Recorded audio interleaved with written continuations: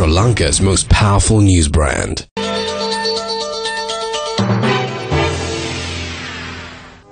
Good afternoon and welcome to Lunchtime News. You're with me, Sarah Fonseca.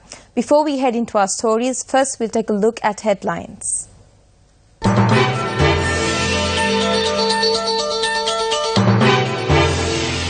Shipment of fertilizer further delayed.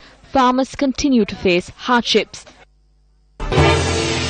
Campaign officers, posters and cutouts need to be removed by the 30th of this month, an order by the Elections Commissioner. Directive to increase the number of safari jeeps entering Riala. Leopard still on the loose in the Pannier area in Hatton.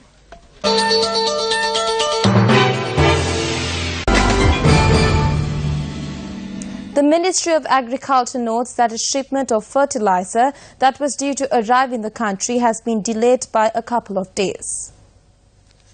During the recent cabinet media briefing, it was revealed that a shipment of fertilizer was due to arrive on the 3rd of this month. However, the Ministry of Agriculture notes that the shipment will now arrive on Monday due to delays in loading the fertilizer. A shipment of 20,200 metric tons is due to arrive from Oman. The Fertilizer Secretariat notes that 40,000 metric tons of fertilizer, which had been dispatched from Pakistan based on the request by the President, will also reach the country within a week. Farmers around the country continue to face hardship due to the shortage of fertilizer. Areas such as Anuradhapura, Polonnaru and Hambantota have been affected the worst. The Secretariat notes that they are taking measures to distribute 2,000 metric tons of fertilizer currently stored in warehouses in the area. Meanwhile, farmers raised concerns regarding the lack of fertilizer during the Ampara district agri meeting held yesterday. Our income will drop by nearly 70% because we don't receive the fertilizer on time. There are farmers who have not received a single grain of fertilizer over a month.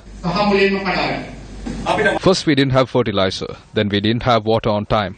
Now there is no urea fertilizer as well. Once again, workers of the Pannier estate did not report to work due to the threat of leopard roaming the area. The village says they face severe economic difficulties due to this issue. Chaotic scenes were reported from the Pannier estate 4 days ago due to a leopard that wandered onto the estate. The leopard injured 7 persons in the chaos that ensued.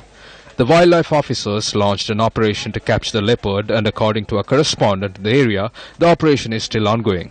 Area residents note they have been able to see signs of the leopard roaming the area last night as well. The villagers request the authorities to take immediate action to resolve the issue.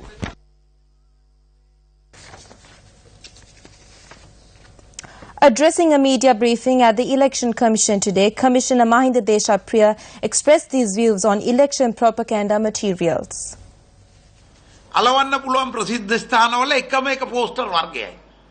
There is only one type of poster that can be displayed in public, that is to create awareness about an election meeting.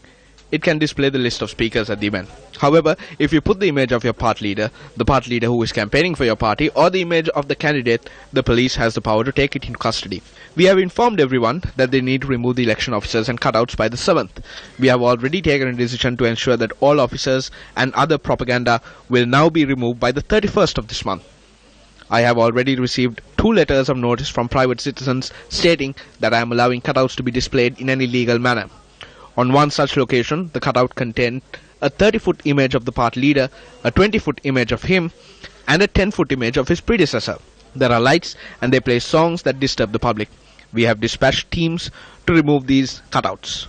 We don't have such massive constructions anywhere in the country unless they are religious figures. However, if someone wants to act like a god by putting up such propaganda, we will ensure that it ends up in the right place.